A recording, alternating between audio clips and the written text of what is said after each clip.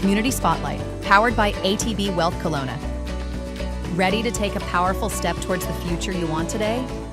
Connect with local advisors at ATB Wealth Kelowna to get started. I'm Jim Check. You're watching Now Media. I'm here with an ATB Wealth Community Spotlight, where ATB Wealth sponsors the show, and then they allow us to spotlight some of the great businesses in this community. And we have in studio with us, we have Gligor. I got that right, I think. Yeah. Sahovac. And I'm not an easy name to say, but that's the first time I've ever talked to somebody named Gligor. So there you go. It's from Bosnia, though, right? Yeah, Bosnia. I'll say I've never met another Gligor, so I'm with you on that. You're unique. Nobody has my last name either, though, right? So, SMC Kelowna. So you guys do custom jewelry? Yeah, we do custom jewelry. We mainly specialize in custom engagement rings and wedding bands, but we do just about everything. Pendants, necklaces. We've done vehicle ornaments, like kind of really crazy stuff. Really, we like to tell people, if you can dream it, we can make it. Nice. So, and you're not far from us. You're just down a few floors. You're actually in the same spot. If you dropped a pin, you'd be in the same spot. You're in Landmark 6. Yeah. On the 11th floor. 11th floor. Yep. And then, so people come in with an idea kind of thing, and you do the casting right there and everything, or how are you? So typically my appointment process, will look like this. So we'll book the appointment, of course, they'll come in. I go through what's called like my informational process with them first. I tell them about diamonds, the 4 C's, everything they kind of need to know. We first pick the diamond that they're actually looking for. Some people know exactly what they're looking for, and that makes things, of course, really easy. Some people, on the other hand, some people want it really big, but then they start bringing it down, right? Yeah. We start kind of getting brought back down to reality a bit. Yeah. So really big, I want this, and then I want a 10 carat, this and that, and then we start looking at 10 carats, and maybe not. So how is, like, in the diamond market, like, we've seen these things, the synthetics, the mosonites, and the different ones like that. Are people looking towards that more? Are they still the people are still looking for, like, genuine diamonds? So I have found in my experience, so we have our first store in Vancouver, so I have a little bit, of course, history with them as well. I'd say in the last 3 years, it's been almost completely lab-grown diamonds. Lab-grown. That's the market.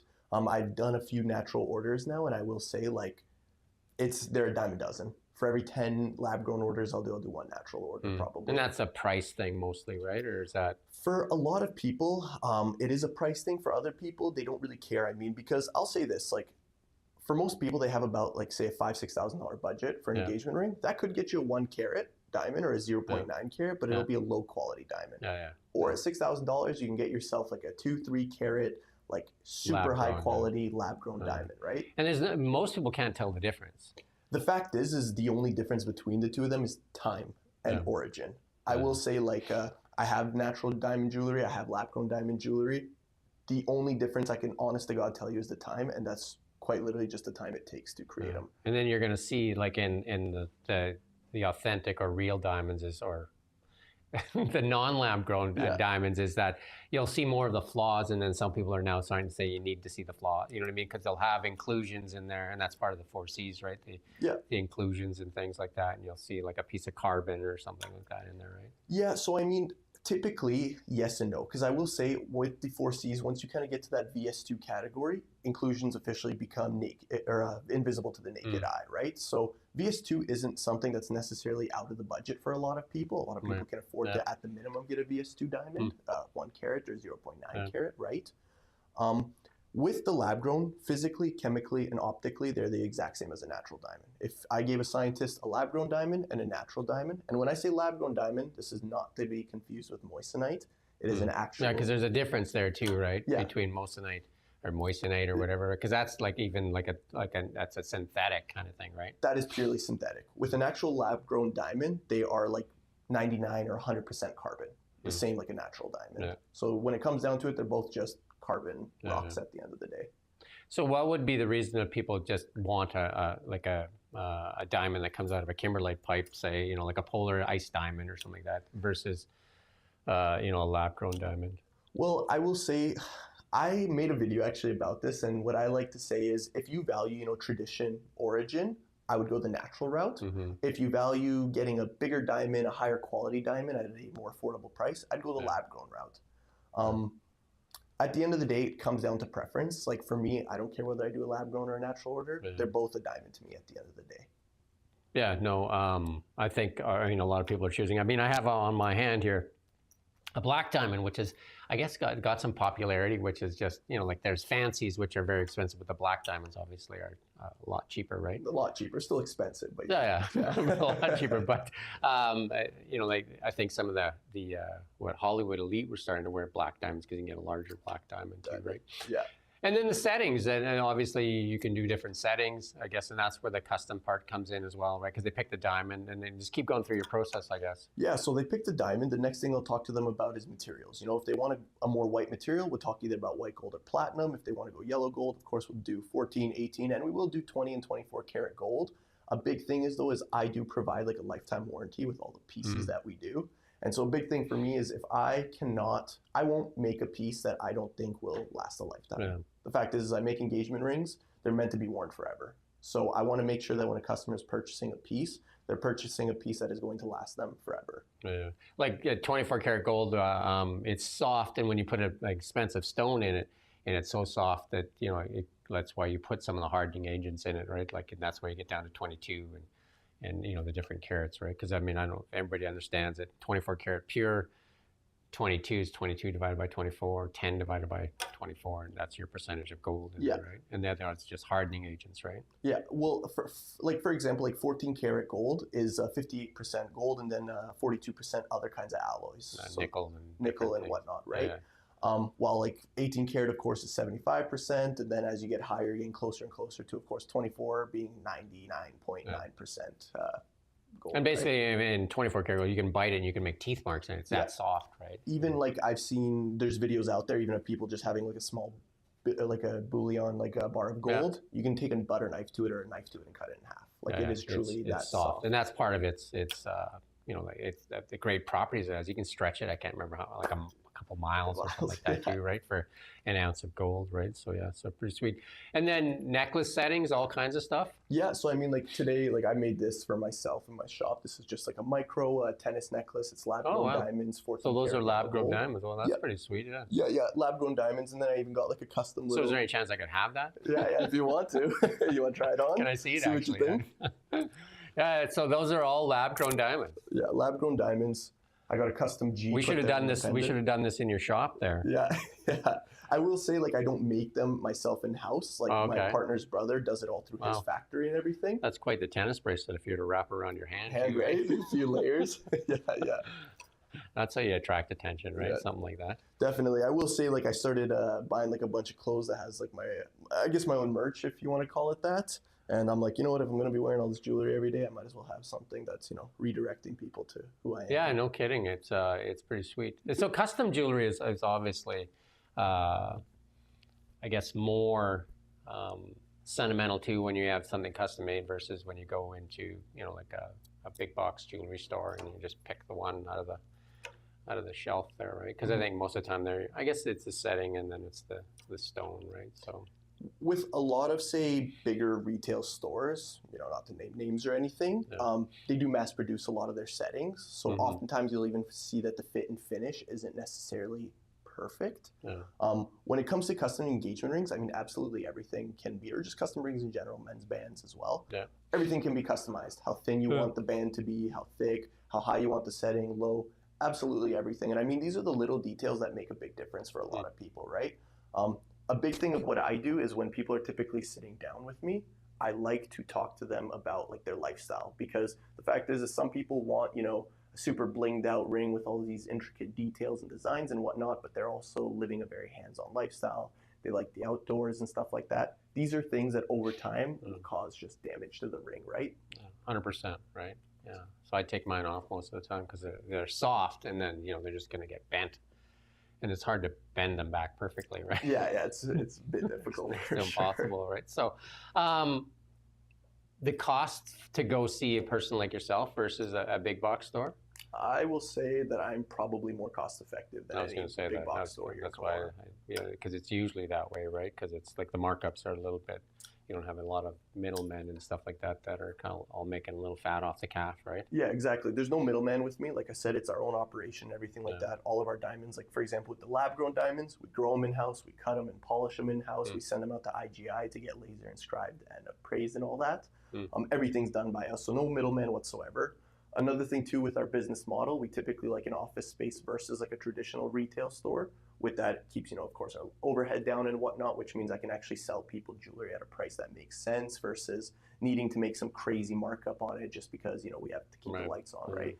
Can people bring their own gold? I know I had a ring made once a long time ago. I got a nugget I got from the Yukon, actually, and I had the nugget, and then I gave them a bunch of my old rings, and they melted down the old rings and then just made a setting and then mounted the nugget on that. Yeah, of course. I'm actually doing 2 pieces right now where the client's one piece, the client actually got the engagement ring from her partner's great-grandmother. Oh, wow. He passed it on to her. Yeah. She wants to reuse that diamond and for us to build a completely new ring setting, around a it. more modern setting. Yeah, and this is something I see a lot, even with another client. They had an old bracelet. They wanted us to melt it down and turn it into a pendant.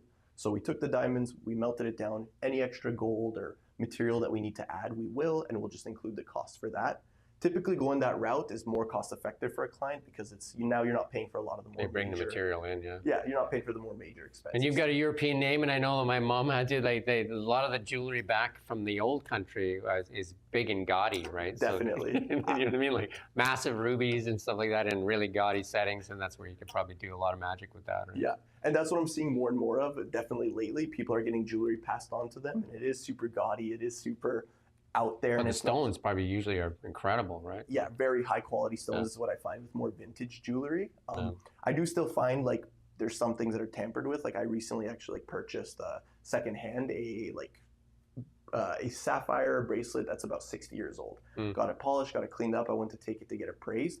I thought they were natural sapphires. They were actually all synthetic sapphires. And that's because even things like synthetic sapphires, synthetic diamonds or glass or CZs have been around already for 50, 100 years, right?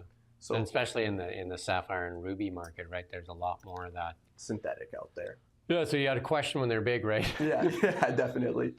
Anything else? What's the website? Like, how do people find you, and how do people, if they want to I guess, inquire about your services? Yeah, so it's just smckelowna.com. You can book an appointment with me. I don't sell anything online. Everything I do is custom. So there's no stock sitting there. You can come and pick something out, right? Unless somebody gave you back something. I do have a bit of stock in person. I have studs, I have some bands, I have engagement rings, I have some tennis bracelets and necklaces as well.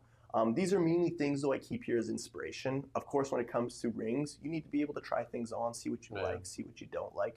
It's not as simple, I feel, and it should have never been as simple as just walking into a store and picking out the first ring that catches your eye, right?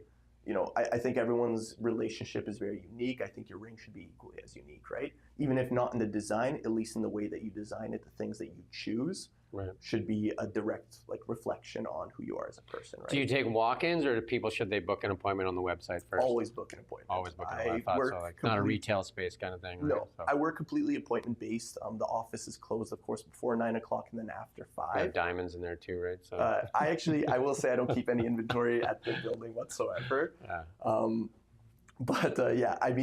For me, I can do anytime. Because I work by appointment, I've had appointments as early as Saturday, 6 a.m. Sundays and They need to get there before the girlfriend wakes up, right? Or I've had appointments, as late as 1 a.m. when they really need to come in late for their trucker, or that's just what their job allows for them, right? Nice. What's the most unique piece you've ever kind of made? Wow, it was actually a piece I recently did. I'm going to talk about this, and I'm only because I'm hoping that he's going to propose to her before this goes out there. There you go. But it was a piece I recently did for one of my closest friends, and a bit of green diamonds on there, which was really nice. cool. The fancies are so sweet, right? Yeah. I mean, a lot of people, fancies used to be cheap, because I've been in I know the diamond market, right? So, they wouldn't anything but the clear or the whatever, but fancies were the greens, the yellows, and the pinks and all that kind of stuff, right? And blacks now. Yeah. Well, I will say, even with red diamonds, I know a guy who bought these studs probably about 15 years ago, and I think, and at the time, he still paid a pretty penny for them. Yeah. 1 carat each, I think he paid about, 150 grand, I want to say, for the studs, which was, like I said, a lot of money at the time. those same studs are probably now worth like in the millions, just because the like fancies are just crazy, right? red specifically. I mean, they're the rarest diamonds out there. There's less than like 100 that are confirmed to exist. So if you want to really impress your partner, get a fancy. Yeah, I will say, you know, This is lab grown fancies too. Is that kind of? Yeah, you can do everything now with lab grown. I will say one thing that lab grown has allowed in the industry that wasn't like permissible before was unique kind of cuts and doing things that just weren't possible because of how limited and expensive diamonds were, right? You don't want to make a mistake, right? No, definitely not. I even see people making full lab grown diamond bands now. That's a thing. They take a 40 carat diamond and cut it into 40 carat. Holy cow. rough diamond. That must sparkle.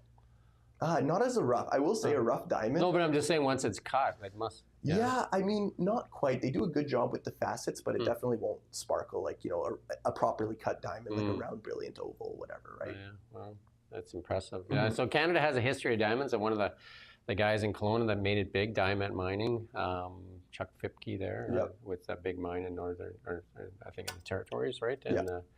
And then there was lots of diamonds they were exploring for in Saskatchewan and stuff like that too, right? So Yeah, the polar bear diamonds, the Canadian diamonds are sought after. They are expensive. I will say from like a jeweler's standpoint, the fact that a diamond is a Canadian diamond or not a Canadian diamond doesn't add value for me. It doesn't add value to the resale. It's hard to tell, like when it's on somebody's finger, what it is, right? So Yeah. it's more about the story, right, behind it, right? But yeah, I know that I see a lot of young ladies walking around these days with bigger rocks.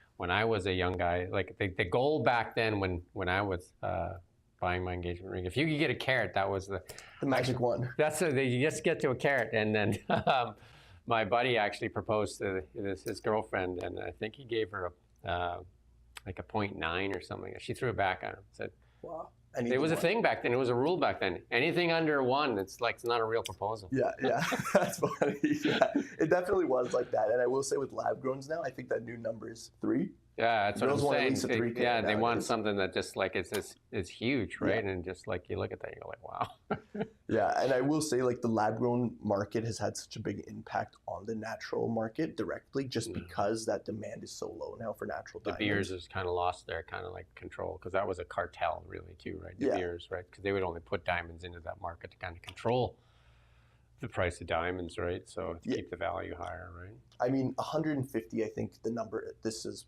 give or take the number, 150 million carats are mined annually. Yeah. So there's definitely no shortage of diamonds. I don't think there really ever will be. No. It really, like I said, it comes down to what's important to you. It's what's valued, right? And it is a way to transfer wealth, no different than gold and Bitcoin and all these other things, right? Because you can fit a lot of wealth in your hand, right? If you had a handful of diamonds, that's a lot of wealth. 100%. Yeah. And I think gold's always going to be a good investment. You know, even like my uncle, for example, I remember because we had a really big gold boom in like early 2020, all the way until like 2022, 2023. Gold absolutely like skyrocketed. Still carrying. And it's only going to get like higher and higher. Yeah. Gold's never going down as far as I'm concerned. I think, I've been a big fan of gold for a long time, and I think that it's something where there used to be an allocation where you should have 10% of your wealth in gold, right? In actual physical, right? Instead of like, because a lot of what's hurt gold is all the derivatives where they're selling contracts, like not real gold, right? So it's that the real gold, obviously, there's a premium on that versus the spot price that you can see, right? So definitely. And I will say, like, gold to me will always be a good investment. Like, basically, all my investments are gold. Everything. Right. Any extra money we make, and after everything, we just buy gold bars and whatever and just sit on them. Because I will tell you, gold will be an investment you can never go wrong with. Even with jewelry, maybe now you're going to be losing money on it. Maybe for the next 10 years, you're going to be losing money on it. But eventually, a time will come where that gold necklace that you bought is worth more than what you paid for it. The thing about jewelry, it's usually like when you're talking about diamond rings and that, it's a sentimental thing. And again, like the grandma that passed it down, and you know what I mean? Like those things can go for generations, especially European stuff, right? That's been around for... That came out of a soldier's hilt in their sword or something like that too, right? So some of that stuff's pretty cool too, right? So well, I mean, even from the home country, the dictator back in the day his name was President Tito, and I even have like a pendant from my great grandmother that was passed on to me from. It was just an engraving of his face. Some of that jewelry out of Europe is just crazy good, right? Yeah, high-end stuff too. If only you could tour the basement of Buckingham Palace and see what's down there, right? Yeah, definitely. That's a dream one day for sure. That would be, I mean, you'd see some jewelry down there, I bet, right? Yeah. A lot of it gaudy, but like a lot of it massive too, right? Yeah. So, Well, I mean, even with like the Cullinan diamond and like some of the like the Hope diamond and whatnot. I mean, these are 600 carat diamonds that they just have sitting somewhere, right? yeah, nice. Anyway, thank you for your time. Yeah. And we do thank ATB Wealth for allowing us to do these community spotlights. So you can reach out. The website again is smckelowna.com. smckelowna.com. Or you can DM me on Instagram, SMC Kelowna, TikTok, Facebook, anywhere. TikTok and Facebook. There you go. TikTok. Yeah. Yeah. All right. If you're looking for a custom diamond for your partner, are women buying for men now too, or Sometimes, yeah. I haven't seen it. because I'd take a Necklaces and diamond, stuff. right? Yeah, of course. Who wouldn't, right? Yeah, why would I not? No. All right. Like you get a diamond like a necklace like that. Yeah, Like, wow. All right. Thank you for watching Now Media. Community Spotlight, powered by ATB Wealth Kelowna. Ready to take a powerful step towards the future you want today? Connect with local advisors at ATB Wealth Kelowna to get started.